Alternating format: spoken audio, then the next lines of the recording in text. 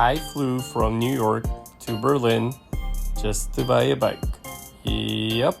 Ako nga pala si Vince. Plano ko magbike mula Quezon City hanggang Davao Oriental sa December. Samahan niyo ako dito sa Project Pilipinas. Nung sinimulan ko planuhin ang Project Pilipinas, pinag-isipan ko talaga ang gagamitin kong bike. Yung pwedeng pang harapas. Para sa ganitong kalaking project, gusto ko yung the best. Kaya nagpunta ako sa Standard sa Berlin, Germany. High quality, aluminum, at modern. Kaso, di sila nagsiship pa US, kaya nagbiyahe talaga ako. Nagkita kami ni Kuya Israel sa Berlin kasi dinala ko yung pinarelo sa kanya. Tapos, iuwi ko yung bago kong purchase na Kitten Sage.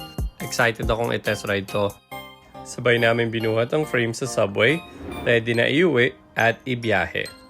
Habang nasa Berlin na kami, sinulit kong pumasyal-pasyal sa magagandang spots bago kami bumalik sa New York kasama ang bago kong Standard. Less than 2 months na lang, then Project Pilipinas na.